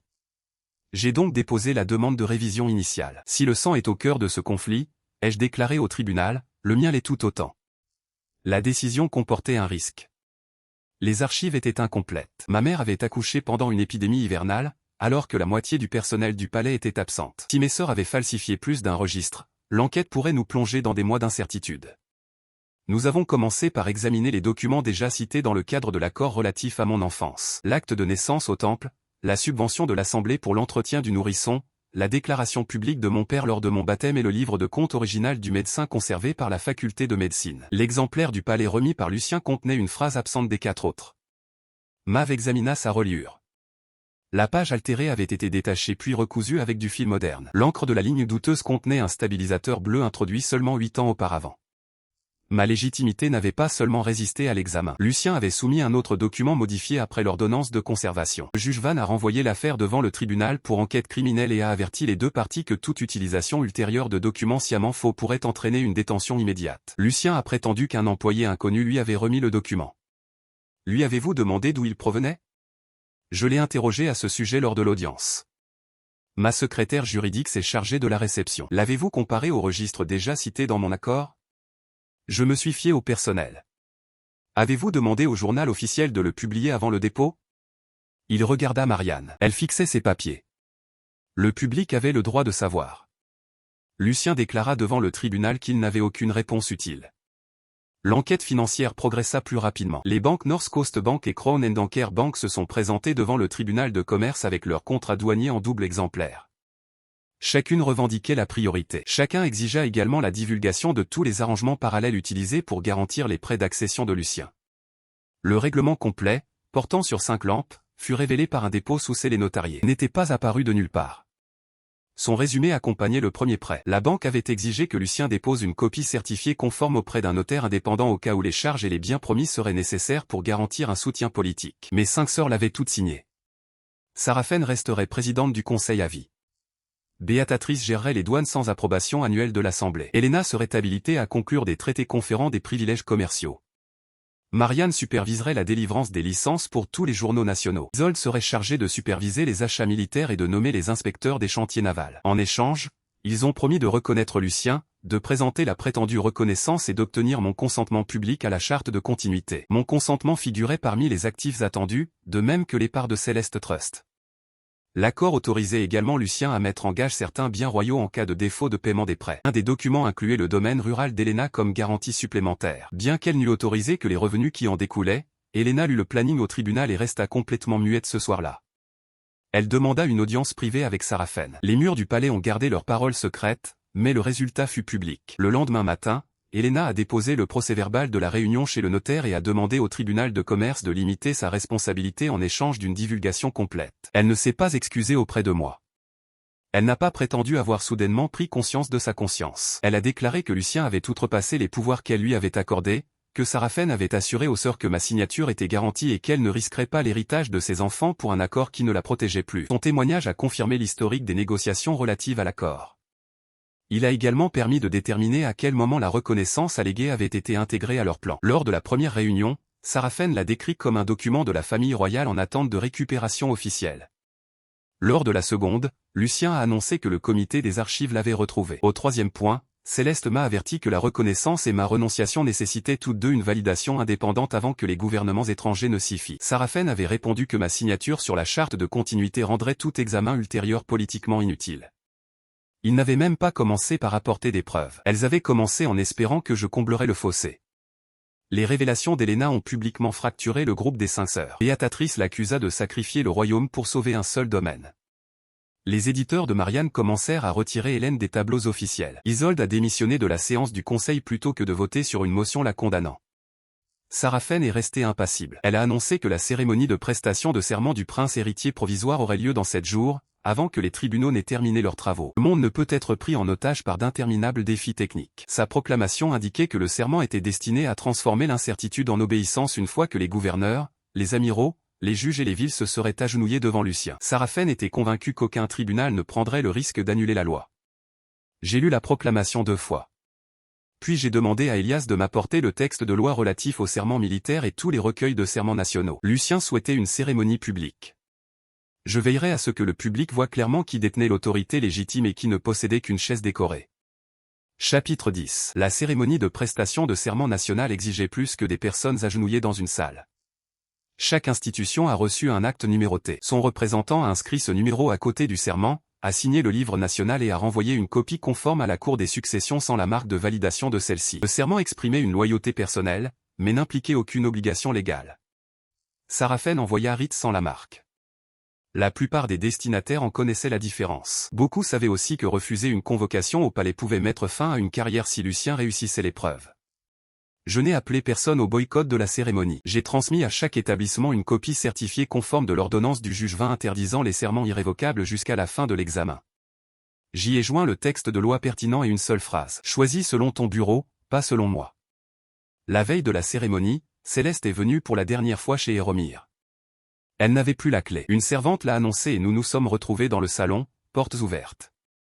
Elle ne portait aucune épingle de fiançailles. Lucien a mis fin à notre rendez-vous ce matin. L'a dit, j'ai appris cela après qu'elle a déposé le projet annoté de Sarafen. Lucien l'a accusé de m'aider à saper la succession de l'homme qu'elle avait choisi. Stability l'a rejeté dès que son instinct de protection l'a menacé. Il perd le contrôle, a-t-elle déclaré. Sarafen prévoit de faire prêter serment aux gardes royaux en premier. Une fois que les généraux auront obéi, les gouverneurs ne résisteront pas. Les généraux connaissent la loi. Ils savent aussi qui décide des promotions. Elle posa un dossier sur la table. Je peux témoigner que Sarafen savait que les documents n'étaient pas vérifiés. Je peux expliquer chaque clause de la charte de continuité. En contrepartie, je souhaite que le différend relatif à la fiducie soit réglé à l'amiable et que mon poste au bureau des traités soit protégé. Vous présentez des éléments de preuve déjà versés au dossier. Mon témoignage leur donne tout leur sens. Alors témoigne, puisque tu as participé. Son visage se crispa. Tu préfères me détruire plutôt que d'accepter de l'aide. Tu ne cesses de qualifier les conséquences de destruction desquelles te touchent. J'ai pris une décision. Vous avez examiné les documents. Vous avez organisé le transfert. Vous avez menti sur la date à laquelle vous les avez consultés. Vous avez publiquement choisi Lucien. Vous êtes entré dans les archives saisies. Vous avez retardé la divulgation jusqu'à ce que votre propre position devienne précaire. Il ne s'agit pas d'une décision isolée. Elle regarda l'emplacement vide au-dessus de la cheminée où notre portrait de mariage était censé être accroché. Si vous redevenez prince héritier, il vous faudra une épouse qui s'y connaisse en politique. J'ai alors compris qu'elle considérait toujours notre relation comme une vacance. Je pourrais en rajouter. J'avais besoin d'une partenaire qui comprenne que l'accès n'implique pas la propriété. J'ai dit que ce poste n'était plus vacant. Elle a laissé le dossier. Je l'ai envoyé sans l'ouvrir au greffier du tribunal qui y a trouvé des copies de la correspondance. Conservé par le bureau des traités. Le lendemain midi, les cloches ont sonné dans toute la rue Saint-Orlon. Les délégués pénétrèrent dans la salle des couronnes sous des bannières arborant le nouveau blason de Lucien. Sarafen avait placé le fauteuil provisoire sur la première marche sous le trône, ce qui le faisait paraître plus haut sans pour autant le déplacer techniquement sur l'estrade royale. Lucien portait l'épée de cérémonie de son père. Je pris place parmi les pétitionnaires, sans ceinture ni arme. Le commandant de la garde royale s'avança le premier. Son unité appartenait à la maisonnée et pouvait prêter serment sous l'autorité de Sarafen. Il s'agenouilla, signa le livre du palais et toucha l'épée de Lucien. Des applaudissements emplirent les galeries. 3 régiments de la noblesse suivirent. De même que l'imprimerie nationale de Marianne et le personnel du trésor de Béatrix. Chaque serment renforçait la confiance de Lucien. Le général Ormond s'est alors présenté au nom de l'armée nationale. Le greffier a remis le registre des serments. Ormond a vérifié le numéro inscrit. Où est la validation du tribunal? Sarafen se leva.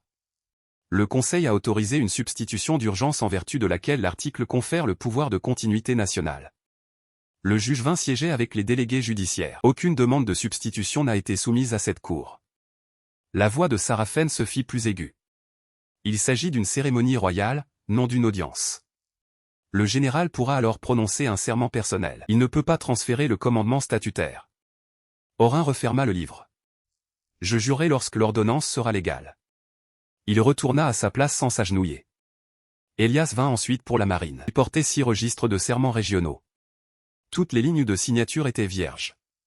La marine continue d'obéir aux ordres opérationnels en vigueur du gouvernement. Il a déclaré qu'il était impossible de prêter allégeance personnelle tant que l'injonction de succession restait en vigueur. Les 3 principaux délégués portuaires ont refusé pour la même raison. La guilde des ingénieurs refusa. 11 gouverneurs de province demandèrent un délai. Même 2 juges nommés par Sarafen refusèrent de signer un rite invalide. Lucien baissa les yeux sur la salle à moitié pleine. Ces gens défient la couronne, dit-il. Ils attendent de savoir qui la détient. Je répondis. Il dégaina à moitié l'épée de son père. Des gardes s'avancèrent vers moi. Je reste assis. Si vous arrêtez un requérant pendant une procédure de révision successorale protégée, déclara le juge Vin, le tribunal suspendra tous les rites familiaux prononcés aujourd'hui. La main de Lucien se figea sur l'épée. Sarafen lui murmura, quoi qu'elle ait dit, il a craqué. La cérémonie s'acheva sans serment national. Les régiments du palais avaient juré fidélité. Les institutions qui contrôlaient l'armée, la marine, les ports, les tribunaux et les chantiers navals avaient promis de n'obéir qu'à la loi en vigueur. Dehors, des milliers de personnes s'étaient rassemblées pour entendre les cloches sonner, confirmant ainsi la désignation d'un héritier. Les cloches s'arrêtèrent prématurément. Lucien souhaitait un fait incontestable, irréfutable devant un juge. Au lieu de cela, il offrit au royaume une mesure concrète de tout ce qu'il ne contrôlait pas. La cour de succession programma la grande revue finale pour la semaine suivante. Ce soir-là, Lucien déposa une déclaration accusant Sarafen et le comité des archives de tous les documents litigieux. 2 heures plus tard, Sarafen déposa une déclaration affirmant que Lucien les avait personnellement approvisionnés. Leur alliance dura aussi longtemps que leur confiance en la victoire. Chapitre 11. La grande revue commença sous le même faucon sculpté qui avait vu Lucien prendre place sur mon trône. Cette fois, la salle du trône ne comportait ni table de banquet ni musicien. Les juges occupaient l'estrade. Les pairs de l'assemblée siégeaient d'un côté. Les délégués de la ville et les délégués militaires de l'autre. Les galeries étaient remplies de représentants, de maîtres de guildes, d'ouvriers et d'observateurs étrangers. Lucie et moi étions assises à la table des répondants. Sarafen était assise à l'écart avec nos autres sœurs. Céleste était assise derrière l'avocat chargé des traités. Le président provisoire avait été retiré. Sarafen prit la parole en premier. Elle a reconnu des erreurs de procédure, mais a soutenu que le Conseil avait agi pour empêcher qu'une succession contestée ne dégénère en effondrement national. Rowan avait consacré sa vie à la marine. Elle a déclaré que sa déclaration en temps de guerre confirmait ce que sa conduite montrait déjà, il voulait commander sans le fardeau cérémoniel du trône. Lucien a assuré la continuité entre la maison royale, l'Assemblée et nos partenaires étrangers. Elle a fait passer mon exil loin de mon propre héritage pour une promotion. L'avocat de Lucien a emprunté une voie différente. Il a affirmé que le document de reconnaissance provenait du comité des archives et que Lucien s'était raisonnablement fié à 5 princesses, au bureau des traités et au personnel juridique royal. Il a imputé la falsification des déclarations douanières à Béatatrice et la modification du registre des naissances à un employé non identifié. Le conseil de Céleste l'a décrivit comme une diplomate trompée par des prétentions royales concurrentes. Chaque défense impliquait de rejeter la faute sur autrui. Mon tour est arrivé, je n'ai pas commencé par laisser Céleste me quitter ni par faire asseoir Lucien sur ma chaise. J'ai posé la charte de continuité sur la table centrale. C'est ce qu'il voulait que je signe. J'ai dit que si les documents de succession étaient déjà valides, ils n'avaient pas besoin de mon consentement pour faire de Lucie le prince héritier. Ils en avaient besoin pour transférer la propriété, régler un litige de compétence, préserver les prêts et empêcher un recours. J'ai demandé au tribunal d'examiner 5 questions dans l'ordre. Premièrement, si j'avais renoncé à la succession, j'aurais pu placer les 2 matrices de Sceaux côte à côte. La matrice ultérieure, le document d'après-guerre, la fausse date originale, l'absence de copie d'enregistrement et mon protocole de signature de temps de guerre pointaient tous dans la même direction. Aucun détail isolé n'a permis de faire pencher la balance. Ensemble, ils ont constitué la déclaration. Impossible. Le tribunal a statué que je n'avais pas renoncé. Le second était le fils reconnu par le père de Luciane. La reconnaissance présumée situait le père et le père de Lucien au château de Doran le même jour. Le déplacement du père a été prouvé. La présence du témoin, en revanche, ne l'a pas été. Gédéon a présenté le livre de paiement original du trésor de Saint-Orlon. Le père de Lucien avait signé 4 déclarations de dispersion ce matin-là et s'était rendu à une audience d'appel en douane dans l'après-midi. Le procès-verbal de l'audience d'appel mentionnait 12 personnes, dont 2 commerçants, qui avaient soumis des déclarations des mois auparavant, avant même que l'on sache que la date aurait une importance. Le registre du temple de l'aumônier retraité indiquait qu'il avait célébré 3 funérailles ce jour-là dans un village de l'Ouest. Ces états de service étaient déposés annuellement depuis 20 ans. Personne ne les avait préparés pour cette audience. Les 2 témoins cités se trouvaient ailleurs. Le papier était assez ancien, Mémé a constaté que la cire contenait des résidus de produits de nettoyage plus récents. Le document avait donc été fabriqué avec des matériaux anciens. Après la mise en service de la nouvelle matrice, l'avocat de Lucien a fait valoir que son père aurait pu le reconnaître ailleurs ou un autre jour. Peut-être, a déclaré le juge 20, mais ce tribunal statue sur des preuves, et non sur des hypothèses. La reconnaissance alléguée n'a pas été retenue. Troisièmement, qui comptait en tirer profit? Le notaire de la banque a examiné l'acte de règlement concernant les 5 lampes. Les signatures de ma sœur ont été vérifiées auprès des registres publics. L'accord listait leurs bureaux, leurs propriétés, leur pouvoir budgétaire et mon consentement attendu. Léna a témoigné parce que le tribunal avait limité sa responsabilité civile en échange d'une divulgation complète. Elle a confirmé que Sarafen avait répété à plusieurs reprises que je signerais pour protéger la flotte et le nom de famille. Le prince Rowan vous a-t-il jamais autorisé à faire cette promesse? J'ai demandé, non. Pourquoi y as-tu cru? Elle m'a regardé pour la première fois. Parce que tu as toujours assumé les conséquences de tes actes quand nous n'arrivions pas à nous mettre d'accord. C'était ce qui se rapprochait le plus d'un aveu de la véritable nature du projet, de la part d'une sœur. Quatrièmement, qu'avait fait Lucien de l'autorité qu'il lui avait conférée? Les banques ont présenté les copies des nantissements douaniers. Lucien avait signé les 2 contrats à 31 jours d'intervalle. La seconde demande comportait une question demandant si une réclamation antérieure portait sur les mêmes revenus. Il avait répondu non de sa propre main. Il se leva brusquement. Béatatrice m'annonça que le premier prêt serait remboursé. Béatatrice se leva de l'autre table. Vous avez signé avant que le versement de votre pension ne soit effectué, car Sarafen avait affirmé que la garantie de Rowan couvrirait la différence. Le calme de Sarafen a fini par se briser. Vous nous avez assuré que les banques avaient accepté la transition. Vous m'avez assuré que Rowan s'agenouillerait. Leurs voix se sont croisées jusqu'à ce que le juge 20 sonne la cloche. Le mensonge avait été coopératif tant que la récompense semblait assurée. En conséquence, la coopération s'est muée en accusation. Cinquièmement, quel bien et quelle autorité avaient réellement été transférés? La réponse fut presque nulle. Le contrat de fiançailles avait mis fin au droit de vote de Céleste desquels avait publiquement accepté Lucien. La charte de la guilde protégeait le plan final de la salle. Les biens des Remire nécessitaient mon consentement ou une décision de justice. La loi sur le serment national interdisait toute mutation militaire pendant la période d'évaluation. L'administration royale de mes chantiers navals avait été placée sous tutelle neutre après avoir omis de payer les ouvriers. Leur charte de continuité était une liste de choses qu'ils attendaient de moi, et non de choses qui leur appartenaient. Céleste a témoigné en dernier. Elle a confirmé avoir examiné les documents devant la Cour des couronnes et avoir rédigé la clause de transfert de fiducie. Elle a ajouté que Sarafen lui avait assuré que sa validation suivrait. Pourquoi m'as-tu dit avoir appris la décision ce matin-là? Lui demandai-je, les doigts crispés sur la rambarde. Parce que je voulais que tu crois que mon choix respectait la décision finale. Y a-t-il eu une décision définitive? Non. Quelqu'un vous a-t-il forcé à accepter Lucien? Non. Quelqu'un vous a-t-il forcé à demander mes parts du chantier naval après l'avoir accepté? Non. Je l'aimais depuis 7 ans. Je n'avais pas besoin de l'insulter.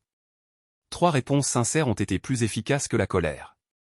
Les juges et les délégués de l'Assemblée se sont retirés pendant 4 heures. À leur retour, toutes les personnes présentes dans la salle se levèrent. Le juge 20 lut les conclusions. Ma renonciation était nulle car elle était falsifiée. L'accusé de réception de Lucien était invalide car son acte d'exécution était faux. Son titre provisoire a pris fin immédiatement. Ma position légitime de prince héritier a été rétablie, sous réserve de la même confirmation de l'Assemblée qui était en suspens avant le complot. L'accord relatif aux 5 lampes n'a donné lieu à aucun transfert de bureau ni de biens. Les chantiers navals sont restés sous administration neutre jusqu'au calcul des dommages et intérêts liés à la saisie. Ils seraient ensuite restitués à leurs propriétaires enregistrés. La procédure de prestation de serment militaire national ne reprendrait qu'après confirmation. Les agissements de Lucien en matière de prêt et d'utilisation de faux documents ont été portés devant la Cour royale criminelle. La saisie d'urgence et l'obstruction commise par Sarafen ont été portées devant la Haute Cour administrative. Béatatrice a fait l'objet d'un audit de trésorerie indépendant. Céleste a été soumise à un examen professionnel pour abus de confiance et divulgation non autorisée de dessins et modèles protégés. Les décisions n'ont pas été accueillies avec enthousiasme. Elles ont modifié les droits de signature, de dépense, d'ordre et de propriété. Sarafen a demandé la permission de prendre la parole avant la fin de la séance. Préserver l'unité de la famille, a-t-elle déclaré. Permettez-nous de conserver nos sièges consultatifs. Nous soutiendrons publiquement votre confirmation. Vous proposez de soutenir le poste que la Cour vient de rétablir. Un roi a besoin de son sang. Un gouvernement a besoin de limites. Céleste s'avança ensuite. Sans le titre de Lucien, notre mariage initial semblerait à nouveau politiquement opportun. Nous pourrions réparer les dégâts. Elle a dit, j'accepterai toutes les limites de confiance que vous exigerez. Un silence s'est installé dans la salle. Vous avez choisi Lucien avant toute décision définitive. J'ai dit, vous les avez aidés à prendre ma propriété parce que vous croyez qu'il allait gagner. J'accepte ce choix. Je ne reviendrai pas sur ma décision. Je me suis tourné vers le greffier et j'ai signé le rejet officiel de la charte de continuité à l'endroit même où il s'attendait à ma reddition. Cette signature a mis fin à l'affaire bien plus définitivement que le mot « amende ». Chapitre 12. Rétablir un titre de propriété a pris un après-midi. Réparer les dommages a pris 3 ans. L'Assemblée m'a confirmé comme prince héritier 12 jours après la grande évaluation. J'ai accepté en vertu d'une loi successorale révisée exigeant que toute renonciation future soit constatée par des juges, enregistrée publiquement et confirmée après 30 jours. Qu'un conseil de famille royale ne pouvait à nouveau transformer du jour au lendemain un page privé contesté en commandement national. Je n'ai pas emménagé au palais. Ma résidence principale restait sa maison située au-dessus du chantier naval oriental, où les mouettes me réveillaient avant les domestiques et où chaque fenêtre était recouverte d'une fine couche de sel en hiver. J'ai conservé un modeste appartement dans la capitale pour les réunions de l'Assemblée. Les pièces que Céleste avait choisies pour notre foyer conjugal sont devenues les bureaux du Bureau indépendant des comptes de la Marine. Le mandataire neutre a restitué les 3 yards après avoir calculé les pertes liées à la saisie. L'administration royale avait émis des factures impayées, endommagé 2 cadres expérimentaux et retardé les réparations commerciales. La couronne a versé l'indemnisation sur le fonds discrétionnaire des ménages, et non sur les salaires de la marine ou par le biais d'un nouvel emprunt public. Éromir a récupéré son autorité au sein du conseil d'administration, ses brevets, ses contrats fournisseurs et ses comptes d'exploitation. L'entreprise était de nouveau rentable dès le printemps suivant, mais cette victoire ne m'a pas rendu soudainement illimité. Les frais juridiques, les retards de commande et les frais de réparation ont absorbé une grande partie des revenus de la première année. J'ai perçu un salaire publié par les chantiers navals et soumis l'allocation du prince héritier à un audit annuel. Les 6 frigos litigieux ont été renégociés plutôt qu'abandonnés. La délégation du Nord s'est acquittée des frais de licence requis. Les ingénieurs ont perçu des redevances nominatives.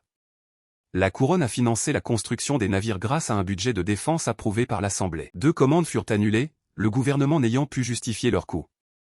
Pour la première fois, la réduction d'une commande fut considérée comme une mesure budgétaire et non comme un acte de trahison. Le procès pénal de Lucien a duré 8 mois.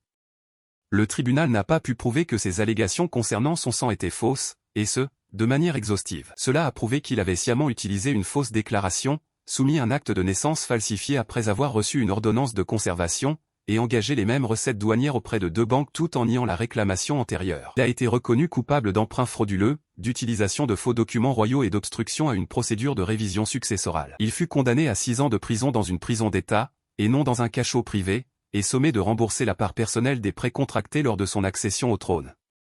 Son domaine de Saint-Veil fut vendu. Les recettes ont servi à rembourser les banques, les fournisseurs impayés et les travailleurs. Perturbé par la saisie de sa cour, il perdit ce à quoi il tenait le plus, non pas le confort, mais le droit de se présenter comme un homme spolié de sa couronne. Le jugement constatait qu'il s'était vu offrir une possibilité légale de présenter sa réclamation et qu'il avait choisi de recourir à une autorité falsifiée. Je lui ai rendu visite une fois avant le prononcé de sa peine, à sa demande.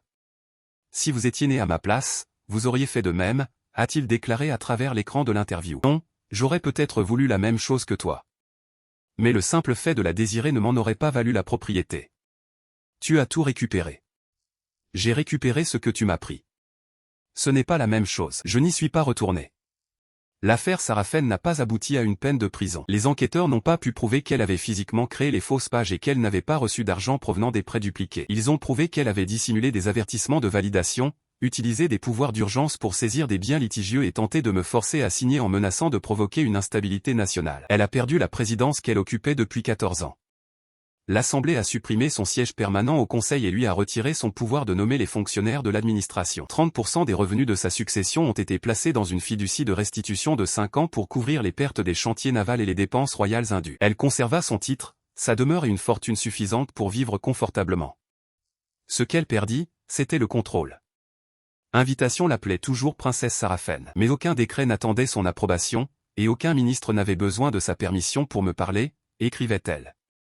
3 lettres m'invitaient à un dîner en famille. Je n'ai répondu qu'une seule fois. Les affaires officielles transiteraient par le bureau du conseil municipal. Les contacts privés ne reprendraient que si je le souhaitais. 3 ans plus tard, je ne le souhaitais toujours pas. L'audit de Béatrice a révélé qu'elle avait dissimulé des dépenses liées au palais dans le cadre de refinancement militaire, mais qu'elle n'avait pas perçu l'argent personnellement. Elle fut destituée de ses fonctions de trésorière royale, sommée de rembourser les avantages indus perçus sur sa propre allocation et interdite à vie d'exercer des activités liées aux finances publiques. Elle est devenue administratrice d'un petit domaine familial où chaque dépense relevait finalement d'un budget qu'elle ne pouvait pas me transférer. Léna a renoncé au pouvoir et aux terres promis par le traité dans le cadre de l'accord des 5 lampes. Sa coopération a permis de préserver le patrimoine initial de ses enfants de la dette de Lucien, mais elle a été interdite de service en vertu des traités pendant 10 ans. Elle avait choisi de révéler la vérité pour se sauver. Le tribunal a reconnu ce choix comme un acte de courage, sans toutefois le requalifier. Marianne a perdu le contrôle du journal officiel et des licences nationales d'impression. Un comité indépendant a publié des rectifications à côté de chaque article qui affirmait à tort que j'avais annulé les approvisionnements de la flotte active.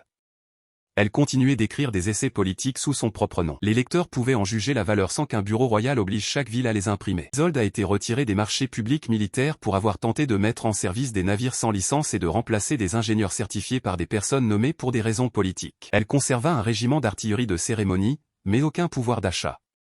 Celle qui prenait plaisir à nommer les armes n'avait désormais plus l'autorité pour commander un seul carreau. L'audience professionnelle de Céleste était civile, et non pénale. Il n'avait pas été prouvé qu'elle avait falsifié l'ordre de transfert. Elle avait violé le contrat de fiançailles, accédé à des plans protégés en vue d'une transaction bénéficiant à son second mariage prévu, et dissimulé ses connaissances préalables lors d'une annonce nationale. Elle a perdu la totalité de ses parts de fiducie non acquises et a dû verser des dommages et intérêts correspondant à l'utilisation non autorisée des plans par le bureau du traité. Elle a été interdite d'exercer toute fonction royale ou diplomatique pendant 8 ans. Son père a réglé la part familiale sans faire faillite, mais l'avenir royal qu'elle avait confié à Lucien était perdu à jamais. Elle m'a envoyé une dernière lettre après le jugement. Elle y écrivait que l'ambition l'avait amenée à confondre le fait d'être au service du pouvoir et celui de construire sa vie. Elle ne demandait pas d'argent. Elle m'a demandé si le temps nous permettrait de recommencer. J'ai répondu en 4 phrases, je ne la haïssais pas. J'ai accepté sa réparation légale. Je lui souhaitais une vie utile. Notre relation ne reprendrait pas. Le pardon pouvait mettre fin à une dispute privée, mais ne pouvait rétablir l'accès. Gideon devint le premier directeur du bureau indépendant des comptes de la marine. Elias resta en poste et devint amiral par la suite, suivant la voie de la promotion ordinaire. Je ne l'ai pas récompensé pour m'avoir choisi, car il ne m'avait jamais choisi. Il avait choisi la loi, même si cela m'empêchait d'accéder à ma propre propriété. C'était exactement le genre d'officier dont la flotte avait besoin. Les chantiers navals ont changé. 2 brevets ont été obtenus séparément des commissions royales. Chaque arrêté d'urgence précisait son compte de financement, sa durée, l'autorité compétente en matière de sécurité et la procédure d'appel. Les ingénieurs ne pouvaient pas bloquer les réparations urgentes en raison d'un différend relatif aux redevances. Mais la couronne ne pouvait pas transformer l'usage d'urgence en propriété permanente. J'ai soumis mes propres bureaux à ces règles. Certains anciens courtisans considéraient comme humiliant pour un prince héritier restauré de publier ses dépenses et de se récuser des contrats impliquant Éramir. J'y ai vu la preuve que j'avais retenu la bonne leçon. Le but de vaincre le pouvoir arbitraire n'était pas de se l'approprier. 3 ans après la salle des couronnes, le premier frigo du nord du Mans autorisé était prêt à être lancé. Ouvriers, délégués de l'Assemblée, marins et ingénieurs des guildes se sont réunis à Southyard. Il ne restait plus aucun portrait de Lucien. Le vieux faucon royal et l'encre d'Éramir volaient à la même altitude. Quelques minutes avant la cérémonie, un employé s'est aperçu que l'approbation finale du paiement par le Trésor était incomplète, car il manquait une contre-signature requise. Tous les regards se sont tournés vers moi. Auparavant, j'aurais signé une garantie privée, donné le feu vert au chantier naval et passé l'année suivante à réparer les dégâts. Cette habitude avait conditionné ma famille à croire que la responsabilité impliquait que j'absorberais toujours leurs échecs, que je retarderais le lancement, disais-je. Le ministre des Finances a protesté, arguant que les invités étrangers étaient déjà installés. Ils pourraient donc assister à la paperasserie gouvernementale. Le fonctionnaire manquant est arrivé 40 minutes plus tard. Il a examiné le paiement, l'a signé et a accepté la responsabilité dans le registre public. Ce n'est qu'après cela que le chef de gare a hissé le drapeau de certification. Le navire entra dans l'eau au son des cloches et des cris des ouvriers sur les quais. J'avais recouvré ma succession, mes biens, mes brevets, mes revenus et ma réputation. Plus important encore, Éromir n'avait plus besoin de mon sacrifice personnel, et le royaume ne considérait plus ma loyauté comme un compte qu'il pouvait dépenser sans permission. Mes sœurs pensaient que je continuerais à les porter, car je l'avais toujours fait.